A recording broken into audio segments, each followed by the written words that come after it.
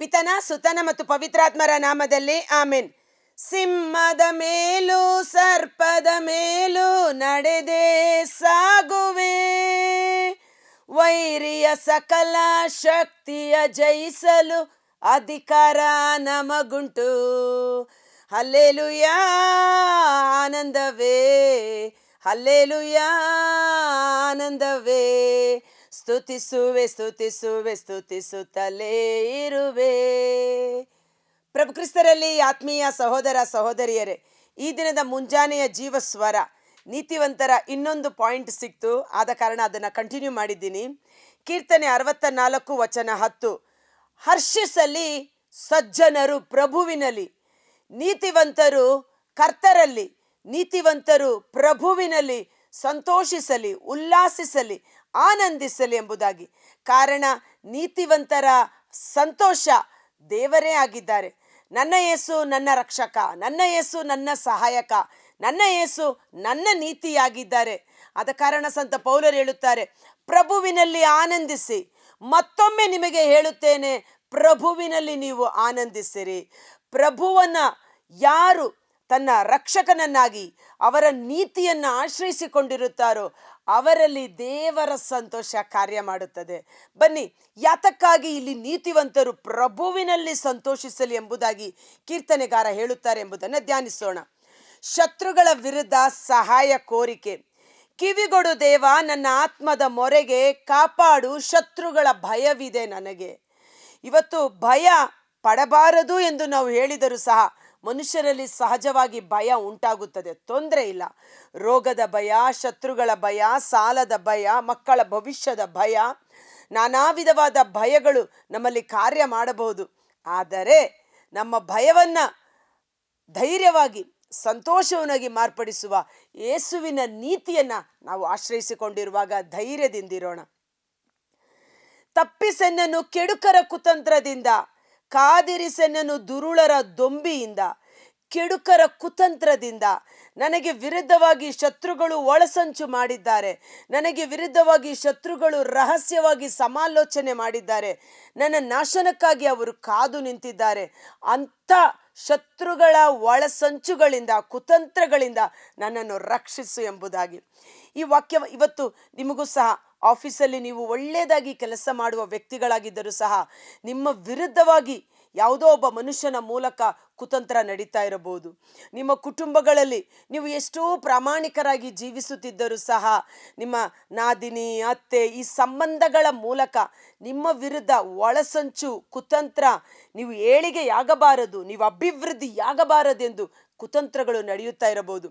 ಆದರೆ ದೇವರ ಮಕ್ಕಳಾದ ನಮ್ಮ ಸಹಾಯ ಪ್ರಭು ಯೇಸು ಆಗಿರುವ ಕಾರಣ ಆ ಒಳಸಂಚುಗಳು, ಶತ್ರುಗಳ ಕುತಂತ್ರಗಳು ನಿಷ್ಕ್ರಿಯವಾಗುವಂತೆ ಪ್ರಾರ್ಥನೆ ಮಾಡಬೇಕಾದುದು ನಮ್ಮ ಕರ್ತವ್ಯವಾಗಿದೆ. ನೋಡಿ, ಇದು ಎಷ್ಟು ಚೆನ್ನಾಗಿದೆ ನನಗೆ. ನಾಲಿಗೆ ಎಂಬ ಅಲಗನವರು ಮಸೆದಿಯರು, ನಂಜು ಮಾತೆಂಬ ಅಂಬನ್ನು ಊಡಿಯರು. ನಾಲಿಗೆ ಎಂಬ ಅಲಗು, ಅವರ ನಾಲಿಗೆ ಕತ್ತಿಯ ರೀತಿಯಲ್ಲಿ ಮಸಿತಾ ಇದ್ದಾರೆ. ಅಂದರೆ ಆ ನಾಲಿಗೆಯ ಮಾತುಗಳ ಮೂಲಕ ಕುಟುಂಬಗಳನ್ನು ಒಡೆದು ಹಾಕಲು ಒಳ್ಳೆಯ ಸ್ನೇಹಿತರು, ಅವರ ಮಧ್ಯದಲ್ಲಿ ಆ ನಾಲಿಗೆಯ ಕತ್ತಿಯ ಮಾತುಗಳು ಆ ಸ್ನೇಹವನ್ನೇ ಶತ್ರುತ್ವಕ್ಕೆ ಕೊಂಡೊಯ್ಯುತ್ತದೆ. ನಂಜು ಮಾತೆಂಬ ಅಂಬು. ನಂಜು ಮಾತು ಅಂದ್ರೇನು? ನಂಜು ಅಂದರೆ ನಂಜಾಗಿದೆ ಅಂತಾರೆ, ವಿಷವಾಗಿದೆ, ಇನ್ಫೆಕ್ಷನ್ ಆಗಿದೆ. ನಂಜು ಮಾತೆಂಬಂದರೆ ನಂಜು ಮಾತೆಂಬ ಅಂಬನ್ನು ಎಸೆದಿಯರು. ಅಂಬು ಅಂದರೆ ಬಾಣ. ನಮ್ಮ ವಿರುದ್ಧವಾಗಿ ಅವರು ವಿಷಕರವಾದ ಮಾತುಗಳ ಮೂಲಕ ಬಾಣವನ್ನು ಎಸೆಯುತ್ತಿದ್ದಾರೆ. ಆ ಬಾಣ ನಮಗೆ ಚುಚ್ಚಿದಾಗ ಬರೀ ಬಾಣ ಅಲ್ಲ, ಆ ಬಾಣದ ತುದಿಯಲ್ಲಿ ಸರ್ಪದ ವಿಷವಿರುತ್ತದೆ. ಆ ವಿಷ ನಮ್ಮನ್ನು ನಾಶ ಮಾಡುವುದಕ್ಕಾಗಿ ಹೂಡಿದ ಬಾಣವಾಗಿರುತ್ತದೆ. ಅದು ಹೇಗೆ ಒಂದು ಬೇಟೆಗಾರ ಒಂದು ಜಿಂಕೆನ, ಒಂದು ಕಾಡಿನ ಮೃಗಗಳನ್ನು ಹಿಡಿಬೇಕಾದ್ರೆ ಅವನು ಮರದ ಮೇಲೆಲ್ಲೋ ಕುಳಿತು ಕರೆಕ್ಟ್ ರಹಸ್ಯವಾಗಿ ಬಾಣವನ್ನು ಎಸೆಯುತ್ತಾನೆ. ಆ ಬಾಣ ಹೋಗಿ ಆ ಪ್ರಾಣಿಗೆ ಬಿದ್ದಾಗ ಅದು ನೆಲಕ್ಕೆ ಕುಸಿದು ಬೀಳುತ್ತೆ. ಈತ ಹೋಗಿ ಬಲೆಯಲ್ಲಿ ಅದನ್ನು ತೆಗೆದುಕೊಳ್ಳುತ್ತಾನೆ. ಸೊ ಇವತ್ತು ದೇವರ ಮಕ್ಕಳಿಗೆ, ದೇವಜನರಿಗೆ ವಿರುದ್ಧವಾಗಿ ಶತ್ರುಗಳು ಹೂಡುತ್ತಿರುವ ಎಲ್ಲ ಕುತಂತ್ರಗಳು, ಕತ್ತಿಯ ರೀತಿಯಲ್ಲಿರುವ ನಾಲಿಗೆಯ ಮಾತುಗಳು, ಬಾಣದ ರೂಪದಲ್ಲಿ ನಮ್ಮ ಮೇಲೆ ಎಸೆಯುತ್ತಿರುವ ನಂಜು ವಿಷ ವಿಷ ವಿಷ ವಿಷಕಾರಿ ಕ್ರಿಮಿಕೀಟಗಳು, ವಿಷಕಾರಿ ರೋಗ ರುಜಿನಗಳು, ವಿಷಕಾರಿ ಮಾತುಗಳು, ಪಾಯ್ಸನ್ ಹಿಂಡ್ಬಿಡ್ತಾರೆ ಹಾಗೆ ಅಲ್ವಾ. ಇವೆಲ್ಲವುಗಳು ನಿಷ್ಕ್ರಿಯವಾಗಬೇಕು. ಗುಟ್ಟಾದ ಎಡೆಯಿಂದ ಗುರಿಯಿಟ್ಟಿಯರು ನಿರಪರಾಧಿಗಳನ್ನೇ. ಅವ್ರೇನು ಮಾಡ್ತಾ ಇದ್ದಾರಂತೆ, ಡೈರೆಕ್ಟಾಗಿ ಶತ್ರು ನಮ್ಮ ಕಣ್ಮುಂದೆ ಬರೋದಿಲ್ಲ ಅಲ್ವಾ. ಯಾವ ಶತ್ರುನು ನೇರ ನಿಂತು ಯುದ್ಧ ಮಾಡಿದರೆ ನಾವು ಸಹ ಯುದ್ಧ ಮಾಡಬಹುದು. ಆದರೆ ಇಲ್ಲಿ ಶತ್ರು ಗುಟ್ಟಾದ ಎಡೆಯಿಂದ ರಹಸ್ಯವಾದ ಸ್ಥಳಗಳಲ್ಲಿ ಹೊಂಚು ಹಾಕುವವರಾಗಿದ್ದಾರೆ. ಗುಟ್ಟಾದ ಎಡೆಯಿಂದ ಗುರಿಯಿಟ್ಟಿಯರು ನಿರಪರಾಧಿಗಳನ್ನೇ ಅಂಜದೆ ಅಳುಕದೆ ಎಸೆವರು ಬಾಣಗಳನ್ನು. ಅವರು ಗುಟ್ಟಾಗಿ ನಮ್ಮ ಮೇಲೆ ಬಾಣಗಳನ್ನು ಎಸೆಯುತ್ತಾರೆ. ಈ ವಾಕ್ಯವನ್ನು ಓದುವಾಗ ನನಗೆ ಪ್ರೇರೇಪಣೆಯಾದಂಥ ಒಂದು ಘಟನೆ ಪವಿತ್ರ ಗ್ರಂಥದಲ್ಲಿ ಅದ್ಭುತಕರವಾದುದು. ಇವತ್ತು ಅಂತಹ ಒಂದು ಅಭಿಷೇಕ ದೇವರ ಮಕ್ಕಳಲ್ಲಿ ಕಾರ್ಯ ಮಾಡಬೇಕು. ಎಲಿಷಾ ಪ್ರವಾದಿಯ ಕಾಲದಲ್ಲಿ ಆ ವಾಕ್ಯ ಓದ್ತೇನೆ. 2 ಅರಸರುಗಳ ಗ್ರಂಥ 6ನೇ ಅಧ್ಯಾಯ ವಚನ 8. ಸಿರಿಯಾದ ರಾಜನು ಇಸ್ರಾಯೇಲರಿಗೆ ವಿರುದ್ಧ ಯುದ್ಧಕ್ಕೆ ಬಂದನು. ಅವನು ಯುದ್ಧದಲ್ಲಿ ಹೊಂಚು ಹಾಕತಕ್ಕ ಸ್ಥಳವನ್ನು ತನ್ನ ಸೇನಾಪತಿಗಳೊಡನೆ ಗೊತ್ತು ಮಾಡುತ್ತಿದ್ದನು. ಆದರೆ ಸಿರಿಯಾದ ರಾಜ ಏನ್ ಮಾಡ್ತಾನೆ, ಇಸ್ರಾಯೇಲರ ಮೇಲೆ ಯುದ್ಧ ಮಾಡಬೇಕು, ನೋಡು ನಾಳೆ ನಾವು ಇಂಥ ಕಡೆ ಹೋಗಿ ಹೊಂಚು ಹಾಕಿ ಕುಳಿತಿರೋಣ, ಇಸ್ರಾಯೇಲರ ಮೇಲೆ ದಾಳಿ ಮಾಡೋಣ ಅನ್ನುವ ರೀತಿಯಲ್ಲಿ ಯಾರಿಗೂ ಗೊತ್ತಾಗದಂತೆ ರಹಸ್ಯವಾಗಿ ಹೊಂಚು ಹಾಕಿ ಇವರು ಪ್ಲಾನ್ ಮಾಡ್ತಾರೆ. ಆದರೆ ದೈವ ಪುರುಷನು, ಯಾರು ದೈವ ಪುರುಷ? ಎಲಿಷಾ. ದೈವ ಪುರುಷನು, ಇವತ್ತು ಪವಿತ್ರಾತ್ಮರು ನಮಗೆ ಮುಂದೆ ನಡೆಯಲಿರುವುದನ್ನು ಮುಂಚಿತವಾಗಿ ತಿಳಿಸಿಕೊಡುವವರಾಗಿದ್ದಾರೆ. ಆದ ಕಾರಣ ದೇವರ ಮಕ್ಕಳು ಎಚ್ಚೆತ್ತುಕೊಳ್ಳಬೇಕು. ಪವಿತ್ರಾತ್ಮರ ಮಾರ್ಗದರ್ಶನಕ್ಕೆ, ಪವಿತ್ರಾತ್ಮರ ಆಳ್ವಿಕೆಗೆ ನಮ್ಮನ್ನು ಒಪ್ಪಿಸಿಕೊಡಬೇಕು. ಆದರೆ ದೈವ ಪುರುಷನು ಪ್ರತಿ ಸಾರಿ ಇಸ್ರಾಯೇಲರ ಅರಸನಿಗೆ ಜಾಗರೂಕತೆಯಿಂದಿರಿ, ನೀವು ಇಂತಿಂಥ ಸ್ಥಳದಲ್ಲಿ ಹಾಯಬಾರದು, ಅಲ್ಲಿ ಸಿರಿಯಾದವರು ಅಡಗಿಕೊಂಡಿದ್ದಾರೆ. ಎಂಥ ಒಂದು ಅಭಿಷೇಕ ನೋಡಿ ಎಲಿಷನಲ್ಲಿ ಕಾರ್ಯ ಮಾಡಿದ್ದು. ಎಲಿಷಾ ತನ್ನ ಜನರನ್ನ, ತನ್ನ ಜನಾಂಗವನ್ನ ಕಾಪಾಡ್ಕೊಳ್ತಾ ಇದ್ದಾನೆ. ಹೇಗೆ? ಅವರು ರಹಸ್ಯವಾಗಿ ಹೊಂಚು ಹಾಕಿರುವುದನ್ನ ಮುಂಚಿತವಾಗಿ ತಿಳಿದುಕೊಂಡ ಎಲಿಷನ್ ಹೇಳುತ್ತಾನೆ, ಇಂಥ ಸ್ಥಳದಲ್ಲಿ ನೀವು ಹೋಗಬೇಡಿ, ಇಂತಿಂಥ ಸ್ಥಳದಲ್ಲಿ ನೀವು ಹೋಗಿದರೆ ಶತ್ರುಗಳ ವಶಕ್ಕೆ ನೀವು ಸಿಕ್ಕಿ ಹಾಕಿಕೊಳ್ಳುತ್ತೀರಿ, ಜಾಗರೂಕತೆಯಿಂದಿರಿ. ಅದನ್ನೇ ಪ್ರಭು ಯೇಸು ತನ್ನ ಶಿಷ್ಯರನ್ನ ಸೇವೆಗೆ ಕಳಿಸುವಾಗ ಹೇಳಿದ್ದು, ಸರ್ಪದಂತೆ ಸೂಕ್ಷ್ಮ ಬುದ್ಧಿ ಉಳ್ಳವರಾಗಿರಿ, ಪಾರಿವಾಳದಂತೆ ಸರಳ ಜೀವಿಗಳಾಗಿರಿ, ತೋಳಗಳ ನಡುವೆ ಕುರಿಗಳನ್ನು ಬಿಟ್ಟಂತೆ ನಾನು ನಿಮ್ಮನ್ನು ಬಿಡುತ್ತಿದ್ದೇನೆ. ಆದರೆ ಭಯಪಡಬೇಡಿ, ನಿಮ್ಮ ಹಿಂದೆ ರಕ್ಷಕನಾದ ಒಳ್ಳೆಯ ಕುರುಬ ಯೇಸು ನಮ್ಮೊಂದಿಗಿದ್ದಾರೆ. ನನ್ನ ಯೇಸು ನನ್ನ ರಕ್ಷಕ, ನನ್ನ ಯೇಸು ನನ್ನ ನೀತಿ, ಆಮೆನ್ ಎಂದು ಟೈಪ್ ಮಾಡುವ. ಸೊ ಇಲ್ಲಿ ನೋಡಿ ಎಂದು ತಿಳಿಸುತ್ತಿದ್ದನು. ಹೀಗೆ ಅವನು ಹಲವು ಸಾರಿ, ಒಂದಲ್ಲ ಎರಡಲ್ಲ ಹಲವು ಸಾರಿ ಸಿರಿಯಾದ ಅರಸನ ಕೈಗೆ ಸಿಕ್ಕದಂತೆ ತಪ್ಪಿಸಿಕೊಂಡನು. ಈ ಕಾರಣ ಸಿರಿಯಾದ ಅರಸನು ಕಳವಳಗೊಂಡು ತನ್ನ ಸೇನಾಪತಿಗಳನ್ನು ಕರೆದು, ನಮ್ಮವರಲ್ಲಿ ಇಸ್ರಾಯೇಲರ ಅರಸನ ಪಕ್ಷದವರು ಯಾರೋ ಇದ್ದಾರೆ, ನನಗೆ ನೀವು ಯಾರು ತಿಳಿಸುವುದಿಲ್ಲವೇ ಎಂದು ಕೇಳಿದನು. ಈಗ ಸಿರಿಯಾದ ಅರಸನಿಗೆ ಡೌಟ್ ಆಗೋಯ್ತು. ನಾವು ಎಲ್ಲ ಟೈಮ್ ಪ್ಲ್ಯಾನ್ ಮಾಡಿ ಹೋಗ್ತೀವಿ, ಆದರೆ ನಮ್ಮ ಪ್ಲ್ಯಾನ್ ಎಲ್ಲ ಫೇಲ್ಯೂರ್ ಆಗ್ತಾ ಇದೆ. ಹೇಗೆ? ನಮ್ಮ ಕಡೆ ಯಾರೋ ಒಬ್ಬರು ಇಸ್ರಾಯೇಲರ ಅರಸನಿಗೆ ಹೇಳ್ತಾ ಇದ್ದಾರೆ ಅಂತ ತನ್ನ ಸೇನಾಪತಿಗಳನ್ನು ಕ್ಲಾಸ್ ತಗೋತಾನೆ, ಅವ್ರನ್ನೆಲ್ಲ ವಿಚಾರಿಸ್ತಾನೆ. ಓಕೆ. ಆದರೆ ಆಗ ಅವರಲ್ಲಿ ಒಬ್ಬನು, ನನ್ನ ಒಡೆಯರಾದ ಅರಸೇ, ಹಾಗಲ್ಲ, ಇಸ್ರಾಯೇಲರಲ್ಲಿ ಎಲೀಷನೆಂಬೊಬ್ಬ ಪ್ರವಾದಿ ಇದ್ದಾನೆ. ನೀವು ನಿಮ್ಮ ಮಲಗುವ ಕೋಣೆಯಲ್ಲಿ ಆಡುವ ಮಾತುಗಳನ್ನು ಸಹ ಅವನು ಅರಿತುಕೊಂಡು ಎಲ್ಲವನ್ನು ಇಸ್ರಾಯೇಲರಿಗೆ ಅವನು ತಿಳಿಸುತ್ತಾನೆ ಎಂದನು. ಅರಸನು ಇದನ್ನು ಕೇಳಿ, ಅವನು ಎಲ್ಲಿರುತ್ತಾನೆ ವಿಚಾರಿಸಿರಿ, ಅವನನ್ನು ಹಿಡಿಯೋಣ. ನೋಡಿ, ಆಗ ಸೇನಾಪತಿಗಳಲ್ಲಿ ಒಬ್ಬನು ಹೇಳುತ್ತಾನೆ, ರಾಜ, ನೀವು ಮಲಗುವ ಕೋಣೆಯಲ್ಲಿ, bedroom is A secret room, ಹೌದಲ್ವಾ? ಸಾಮಾನ್ಯ ಯಾರಾದರೂ ಒಬ್ಬರು ಮನೆ ಒಳಗೆ ಬಂದರೆ ಅಡುಗೆ ಮನೆ ಅಥವಾ ವೆರಾಂಡಾ, ಹಾಲ್ ಅದೆಲ್ಲ ಎಂಟ್ರಿ ಇರುತ್ತೆ, ಸ್ವಲ್ಪ ಸರ್ವೇ ಸಾಧಾರಣ, ವಿ ಕ್ಯಾನ್ ಹೋಗ್ಬೋದು. ಆದರೆ ಬೆಡ್ರೂಮ್ ಅನ್ನೋದು ಒಂದು ಏಕಾಂತ, ಒಂದು ಪ್ರೈವೇಟ್, ಒಂದು ಸೀಕ್ರೆಟ್ ರೂಮ್ ಅನ್ನೋ ರೀತಿಯಲ್ಲಿ. ಅದಕ್ಕೆ ಆ ಸೇನಾಪತಿ ಹೇಳ್ತಾನೆ, ನೀವು ನಿಮ್ಮ ಮಲಗುವ ಕೋಣೆಯಲ್ಲಿ ರಹಸ್ಯವಾಗಿ ಮಾತನಾಡಿದರೂ ಸಹ ಆ ಪ್ರವಾದಿ ಅದನ್ನು ತಿಳಿದುಕೊಳ್ಳುವ ಅಭಿಷೇಕದ ವ್ಯಕ್ತಿಯಾಗಿದ್ದಾನೆ. Praise the Lord. ಅದನ್ನೇ ಪ್ರಭು ಯೇಸು ಹೇಳಿದ್ದು, ಈ ಲೋಕದಲ್ಲಿರುವ ದುರಾತ್ಮನಿಗೆ ಭಯಪಡಬೇಡಿ, ಈ ಲೋಕದಲ್ಲಿರುವ ದುರಾತ್ಮನಿಗಿಂತಲೂ ನಿಮ್ಮೊಳಗೆ ನೆಲೆಸಿರುವ ಪರಿಶುದ್ಧಾತ್ಮರು ಬಲಾಢ್ಯರಾಗಿದ್ದಾರೆ ಎಂಬುದಾಗಿ.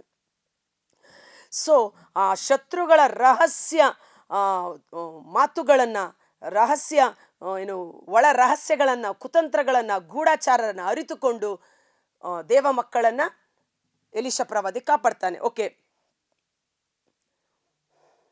ಕೀರ್ತನೆ 64 ಕಂಟಿನ್ಯೂ ಮಾಡೋಣ. ಕೆಟ್ಟದನ್ನು ಮಾಡಲು ಮನದಟ್ಟು ಮಾಡಿಕೊಂಡಿಯರು, ಗುಟ್ಟಾಗಿಡೋಣ ಉರುಲು ಕಾಣುವರಾರು ಎನ್ನುತ್ತೀಯರು. ಅವರು ಹೂಡಿರುವುದು ಕುತಂತ್ರವನ್ನು, ಕೊಚ್ಚಿಕೊಳ್ಳುವುದು ಚತುರೋಪಾಯವನ್ನು, ಅಶೋಧ್ಯ ಮಾನವನ ಋನ್ಮನಗಳನ್ನು. ಆದರೆ ಅವ್ರೇನು ತಿಳ್ಕೊಂಡಿದ್ದಾರೆ, ನಾವು ಮಾಡೋ ಪ್ಲ್ಯಾನ್ ಯಾರಿಗೂ ಗೊತ್ತಿಲ್ಲ, ನಾವು ಮಾಡ್ತಾ ಇರೋ ಕೆಲಸ ಯಾರಿಗೂ ಗೊತ್ತಿಲ್ಲ, ನಾವು ರಹಸ್ಯವಾಗಿ ಅವರ ನಾಶನಕ್ಕೆ ಬಲೆ ಹಾಕೋಣ ಅಂತ. ಆದರೆ ದೇವರು ಮಾನವನ ಅಂತರಂಗವನ್ನು, ಅಂತರಿಂದ್ರಿಯಗಳ ಆಲೋಚನೆಗಳನ್ನು ಬಲ್ಲಂತ ಕರ್ತರು, ಕತ್ತಲಲ್ಲಿ ಗುಟ್ಟಾಗಿ ನಡೆಯುವುದನ್ನು ಬೆಳಕಿಗೆ ತರುವ ನನ್ನ ಯೇಸು ನನ್ನ ರಕ್ಷಕ. ಆದರೆ ಎಸೆವನ್ನು ಬಾಣವನ್ನು ದೇವನೇ, ಪಡೆವರು ಅಪಘಾತವನ್ನು ಪಕ್ಕನೆ. ನಾಲಿಗೆ ನಿಮಿತ್ತ ಅವರು ಅವನತಿಗೀಡಾಗುವರು. ನೋಡು, ನಾಲಿಗೆ ನಿಮಿತ್ತ ಅವರು ಅವನತಿಗೀಡಾಗುವರು. ಅವರು ಹೇಳಿದ ಮಾತೇ ಅವರಿಗೆ ಹಿಂದಿರುಗಿ ಬರುತ್ತದೆ. ಇಲ್ಲಿ ನಾವು ಏನು ಮಾಡೋದು ಬೇಡ, ದೇವರು ಏನು ಮಾಡುವುದು ಬೇಡ. ನಾಲಿಗೆಯಲ್ಲಿಯೇ ಅವರಾಡಿದ ಮಾತೇ ಅವರಿಗೆ ತೀರ್ಪಾಗಿ ಮಾರ್ಪಾಡಾಗುವುದು. ಅವರು ಹೊಂಚು ಹಾಕಿದ್ದೇ ಅವರಿಗೆ ಉರುಳಾಗಿ ಮಾರ್ಪಾಡಾಗುವುದು. ಜನರೆಲ್ಲರಾಗ ತಲ್ಲಣಗೊಳ್ಳುವರು. ದೇವರ ಕಾರ್ಯವಿದು ಎಂದು ಧ್ಯಾನಿಪರು, ಆತನ ಸತ್ಕಾರ್ಯಗಳನ್ನು ಸಾರುವರು. ಯಾವಾಗ ದೇವರ ಮಕ್ಕಳು, ದೇವ ಜನತೆ ಇವತ್ತು ನಮ್ಮ ಕುಟುಂಬಕ್ಕೆ ವಿರುದ್ಧವಾಗಿ, ನಾವು ಕೆಲಸ ಮಾಡುವ ಸ್ಥಳದಲ್ಲಿ ನಮಗೆ ವಿರುದ್ಧವಾಗಿ ಶತ್ರುಗಳು ಇದ್ದಾರೆ. ನಮ್ಮ ಶತ್ರುವಾದ ಸೈತಾನ, ಅವನು ಡೈರೆಕ್ಟಾಗಿ ಮಾಡ್ತಾನೆ, ಕೆಲವೊಮ್ಮೆ ಇಂಡೈರೆಕ್ಟಾಗಿ ಮನುಷ್ಯರ ಮೂಲಕ ಪ್ರಚೋದನೆ ಮಾಡುತ್ತಾನೆ. ದೇವರ ಮಕ್ಕಳು ಮುಂಚಿತವಾಗಿ ಮುಂಜಾಗರೂಕರಾಗಿ ಅವುಗಳನ್ನು ಕಟ್ಟಿ ಹಾಕಬೇಕಾಗಿದೆ. ಹರ್ಷಿಸಲಿ ಸಜ್ಜನರು ಪ್ರಭುವಿನಲ್ಲಿ, ನೀತಿವಂತರು ಪ್ರಭುವಿನಲ್ಲಿ ಹರ್ಷಿಸಲಿ, ಆಶ್ರಯ ಪಡೆಯಲಿ ಈಗಲೇ ಆತನಲ್ಲಿ, ನೇರ ಹೃದಯಗಳೆಲ್ಲರೂ ಹಿಗ್ಗಲಿ. ಆಮೇನ್. ಕೀರ್ತನೆ 64. ಒಂದು ಕ್ಷಣಕಾಲ ನಮ್ಮ ಕಣ್ಗಳನ್ನು ಮುಚ್ಚೋಣ. ಕರ್ತರಾದ ಯೇಸುವೇ, ಮುಂಜಾನೆ ಜೀವಸ್ವರವನ್ನು ಆಲಿಸುತ್ತಿರುವ ಪ್ರತಿಯೊಬ್ಬ ಸಹೋದರ ಸಹೋದರಿಯವರ ಕುಟುಂಬಗಳನ್ನು ನಿಮ್ಮ ಬಲಾಢ್ಯವಾದ ಗಾಯಗೊಂಡ ಕರಗಳಿಗೆ ಸಮರ್ಪಿಸುತ್ತೇನೆ. ಇಂದು ನಮ್ಮ ಕುಟುಂಬಕ್ಕೆ ವಿರುದ್ಧವಾಗಿ ನಮ್ಮ ಮಕ್ಕಳ ಕೆಲಸಗಳು, ನಮ್ಮ ಮಕ್ಕಳ ವಿದ್ಯಾಭ್ಯಾಸ, ನಮ್ಮ ಮಕ್ಕಳ ಪರಿಶುದ್ಧವಾದ ಜೀವನ, ನಮ್ಮ ಎಲ್ಲ ಕೆಲಸ ಕಾರ್ಯಗಳಿಗೆ ವಿರುದ್ಧವಾಗಿ ಶತ್ರುಗಳು ಹೊಟ್ಟೆ ಕಿಚ್ಚಿನಿಂದಲೂ, ದ್ವೇಷ, ವೈರಾಗ್ಯ, ಹಗೆತನದಿಂದಲೂ ಅವರು ರಹಸ್ಯವಾಗಿ ಮಾಡುವ ಎಲ್ಲ ಕುತಂತ್ರಗಳು, ಎಲ್ಲ ಆಲೋಚನೆಗಳು ಯೇಸುವಿನ ನಾಮದಲ್ಲಿ ನಿಷ್ಕ್ರಿಯವಾಗಲಿ. ಮತ್ತಾಯ 18:18 ಭೂಲೋಕದಲ್ಲಿ ನೀವೇನನ್ನು ಕಟ್ಟುತ್ತೀರೋ ಅದು ಪರಲೋಕದಲ್ಲಿ ಕಟ್ಟಲಾಗುವುದು, ಭೂಲೋಕದಲ್ಲಿ ನೀವೇನನ್ನು ಬಿಚ್ಚುತ್ತೀರೋ ಅದು ಪರಲೋಕದಲ್ಲಿ ಬಿಚ್ಚಲಾಗುವುದು. ಹೀಗೆ ಬಿಚ್ಚುವ ಮತ್ತು ಕಟ್ಟುವ ಅಧಿಕಾರ ಯೇಸುವಿನ ನಾಮದಲ್ಲಿ ನಮಗೆ ನೀಡಲಾಗಿದೆ. ಈ ಸಮಯದಲ್ಲಿ ಯೇಸುವಿನ ನಾಮದಲ್ಲಿ ಈ ಜೀವಸ್ವರವನ್ನು ಆಲಿಸುತ್ತಿರುವ ಜೀವಸ್ವರದ ಪ್ರತಿಯೊಂದು ಕುಟುಂಬಗಳು, ಮಕ್ಕಳು, ಯುವ ಜನತೆ, ಅವರಿಗೆ ವಿರುದ್ಧವಾಗಿ ಕಣ್ಣಿಗೆ ಕಾಣದ ಶರೀರ ಗಣಗಳು, ರಹಸ್ಯವಾಗಿ ಶತ್ರುಗಳು ಹೂಡುತ್ತಿರುವ ಆಲೋಚನೆಗಳು, ವಿಷ ಸರ್ಪದ ರೀತಿಯಲ್ಲಿರುವ ಅವರ ನಾಲಿಗೆಯ ಮಾತುಗಳು, ಅವೆಲ್ಲವೂ ಯೇಸುವಿನ ನಾಮದಲ್ಲಿ ಬಂಧಿಸಿ ಬಹಿಷ್ಕರಿಸಿ ನರಕದ ಪಾತಾಳಕ್ಕೆ ಕಟ್ಟಿ ಹಾಕುತ್ತೇನೆ. ನೀತಿವಂತರಾಗಿ ಮಾರ್ಪಟ್ಟಿರುವ ಈ ಸಮೂಹ ಯೇಸುವಿನ ನೀತಿಯಲ್ಲಿ ಆಶ್ರಯವನ್ನು ಪಡೆದುಕೊಂಡಿದ್ದಾರೆ. ಸರ್ವೇಶ್ವರನ ನಾಮ ಬಲವಾದ ಗೋಪುರ, ಅದರೊಳಗೆ ಓಡಿ ಹೋಗಿ ಸೇರಿಕೊಳ್ಳುವವರು ನೀತಿವಂತನು ಸುರಕ್ಷಿತನು ಎಂಬ ವಾಕ್ಯದಂತೆ ಎಲ್ಲ ಕುಟುಂಬಗಳು ಯೇಸುವಿನ ಬಲವಾದ ಗೋಪುರದಲ್ಲಿ, ಆ ನಾಮದ ಶಕ್ತಿಯಲ್ಲಿ, ದೈವಿಕ ಸಂರಕ್ಷಣೆಯಲ್ಲಿ ಜೀವಿಸುವಂತಾಗಲಿ. ನೀತಿವಂತರು ಪ್ರಭುವಿನಲ್ಲಿ ಸಂತೋಷಿಸಲಿ. ಅವರ ಸಹಾಯ ದೇವರಿಂದಲೇ, ಅವರ ನಂಬಿಕೆ, ನಿರೀಕ್ಷೆ, ಭರವಸೆ ನನ್ನ ಯೇಸು ನನ್ನ ನೀತಿಯಾಗಿದ್ದಾರೆ ಎಂಬ ವಿಶ್ವಾಸದಿಂದಲೇ ಅವರು. ನೀತಿವಂತನು ವಿಶ್ವಾಸದಿಂದಲೇ ಬದುಕುವನು. ಆ ವಿಶ್ವಾಸ ನನ್ನ ಸ್ವಂತ ಸತ್ಕಾರ್ಯದಿಂದಲ್ಲ, ಯೇಸುವಿನ ನೀತಿಯ ಕಾರ್ಯದ ಮೂಲಕ. ಯೇಸುವಿನ ನಾಮದಲ್ಲಿ ನಮ್ಮೆಲ್ಲರ ಕುಟುಂಬಗಳ ವಿರುದ್ಧವಾಗಿ ಕಾರ್ಯ ಮಾಡುತ್ತಿರುವ ಶತ್ರುಗಳ ಆಯುಧಗಳು ಯೆಶಾಯ 54:17, ಸಂಖ್ಯಾಕಾಂಡ 23:23 ವಚನದ ಶಕ್ತಿಯಲ್ಲಿ ಯೇಸು ನಾಮದಲ್ಲಿ ನಿಷ್ಕ್ರಿಯವಾಗಲಿ. ದೇವರಾತ್ಮ ನಮ್ಮೊಂದಿಗಿದ್ದು ಎಲೀಷ ಪ್ರವಾದಿಯಲ್ಲಿ ಕಾರ್ಯ ಮಾಡಿದಂಥ ಅಭಿಷೇಕ ಎಚ್ಚೆತ್ತುಕೊಂಡು ಮುಂಜಾಗರೂಕರಾಗಿ, ಕಳ್ಳನು ಕನ್ನ ಹಾಕುವುದಕ್ಕೆ ಮೊದಲೇ ಯುದ್ಧ ಭೂಮಿಯಲ್ಲಿ ನಿಂತಿರುವ ಸೈನಿಕರಂತೆ ಅವರ ಎಲ್ಲ ಆಲೋಚನೆಗಳು ಯೇಸು ನಾಮದಲ್ಲಿ ನಿಷ್ಕ್ರಿಯವಾಗಲಿ. ದೇವರಾತ್ಮ ನಮ್ಮಲ್ಲಿ ಅಭಿಷೇಕವಾಗಿ ಕಾರ್ಯ ಮಾಡುವಂತೆ ಎಲೀಷಾ ಪ್ರವಾದಿಗಿದ್ದಂಥ ಆ ಅಭಿಷೇಕ ನಮ್ಮಲ್ಲಿ ಕಾರ್ಯ ಮಾಡಲಿ. ಇವತ್ತು ನಮ್ಮ ಕುಟುಂಬವನ್ನು ಸಂರಕ್ಷಿಸಲು, ಮಕ್ಕಳು, ಅವರ ಕೆಲಸ ಕಾರ್ಯ, ನಮ್ಮ ಸೇವಾ ಜೀವನ, ನಮ್ಮ ನಮ್ಮ ಹೆಸರು, ನಮ್ಮ ನಮ್ಮ ಎಲ್ಲ ಒಂದು ಆಸ್ತಿ ಪಾಸ್ತಿಯನ್ನು ಸಂರಕ್ಷಿಸಲು ದೇವರ ರಕ್ತದ ಕೋಟೆ, ಯೇಸುವಿನ ರಕ್ತದ ಕೋಟೆ ಅವುಗಳ ಸುತ್ತಲೂ ಹಾಕಲ್ಪಡಲಿ. ಪವಿತ್ರಾತ್ಮರ ಅಗ್ನಿಯ ಬೇಲಿಯಿಂದ ಸಂರಕ್ಷಿಸಲ್ಪಡಲಿ. ಜಕರ್ಯ 2:5 ನಾನೇ ಸರ್ವೇಶ್ವರನಾದ ನಾನೇ ನಿಮ್ಮ ಸುತ್ತಲೂ ಅಗ್ನಿಮಯವಾಗಿರುವೆನು, ನಿಮ್ಮೊಳಗೆ ಮಹಿಮೆಯ ವೈಭವವಾಗಿ ನೆಲೆಸುವೆನು. ಧೈರ್ಯದಿಂದಿರಿ. ಯೇಸುವಿನ ಅದ್ಭುತಕರವಾದ ನಾಮದಲ್ಲಿ ಪ್ರಾರ್ಥಿಸುತ್ತೇವೆ. ಆಮೆನ್. God bless you. ದೇವರು ನಿಮ್ಮನ್ನು ಹೆಚ್ಚಾಗಿ ಆಶೀರ್ವದಿಸಲಿ. ನೀತಿವಂತನು ಪ್ರಭುವಿನಲ್ಲಿ ಸಂತೋಷಿಸಲಿ. ಆನಂದಿಸಿರಿ, ಸಂತೋಷಿಸಿರಿ, ಉಲ್ಲಾಸಿಸಿರಿ, ಜಯಘೋಷ ಮಾಡಿ. ಕಾರಣ ನಮ್ಮ ವಿರೋಧವಾಗಿ ಶತ್ರುಗಳ ಎಲ್ಲ ರಹಸ್ಯ ಆಲೋಚನೆಗಳು, ಅವರ ವಿಷಕರವಾದ ಬಾಣಗಳನ್ನು ಇಂದು ಪ್ರಭು ಯೇಸು ನಿಷ್ಕ್ರಿಯ ಮಾಡಿದ್ದಾರೆ. ಆಮೇನ್. ಈ ವಿಡಿಯೋ ಲಿಂಕನ್ನು ಪರರಿಗೆ ಶೇರ್ ಮಾಡಿ ಆಶೀರ್ವಾದವನ್ನು ಹೊಂದಿಕೊಳ್ಳಿ. Thank you.